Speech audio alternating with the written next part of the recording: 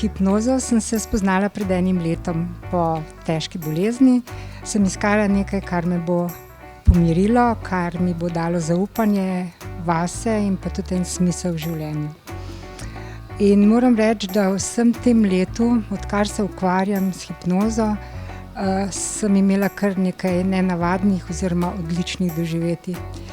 Našla sem svoje talente, pišem pesmi, pravljice, rišem. Prvi tak dogodek, ki mi je pa najbolj se usedel v srce, pa je bil moj obisk pri zobozdravniku. Ko sem se disociirala iz svojega telesa in ni bilo potrebno nobene injekcije proti bolečinam, ampak sem sebe opazovala od zgoraj in prestala ves poseg brez bolečin. In morda v zadnjih časih oziroma v zadnjih 14 dneh te strašne poplave, ki so prizadele Slovenijo. Tudi moj kraj. 59 hiš.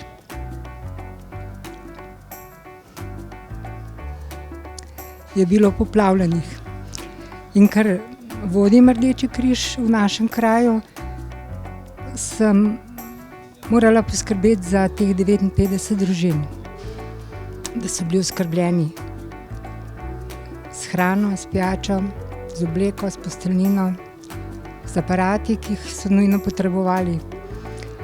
In prav vsak dan sem si zjutraj in zvečer naredila samo hipnozo.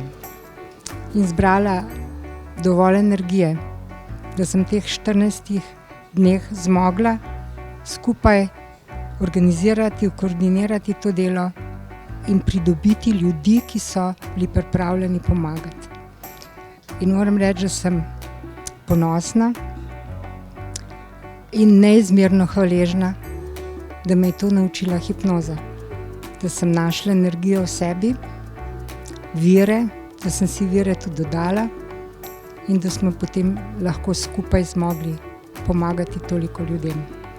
Zato sem res neizmerno hvaležna Mastermind akademiji in Aleksandru, da podaja to znanje naprej vsem nam. Res hvala.